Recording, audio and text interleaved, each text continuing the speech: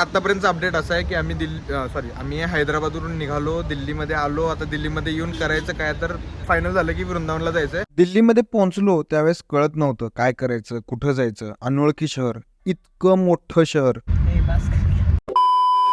Pedro, Pedro, Pedro, Pedro, Pedro, praticamente il meglio di Santa Fe. तर आता सध्याला मी एअरपोर्टवरून काश्मीरी गेटला चाललोय.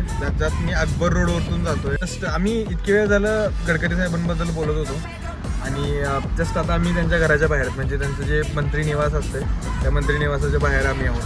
Pedro, Pedro, Pedro, figlio di Kashmiri gate हे दिल्लीमधलं बसचं जंक्शन आहे. दिल्लीतून कुठेही जायचं असलं तरी तुम्हाला इथं बस मिळते. काश्मीरी गेटवरून आमचं वृंदावनचं तिकीट आम्हाला पडलं 300 रुपये पर हेड. पण बस एकदम भारी होती. काश्मीरी गेटवरून आम्हाला वृंदावनला जायला 8 वाजले. वृंदावनमध्ये चेकिंग केलं. ही अशी रूम घेतली आम्ही 2000 रुपये पर. पीक टाइम चालू असल्यामुळे सगळे आश्रम हाऊस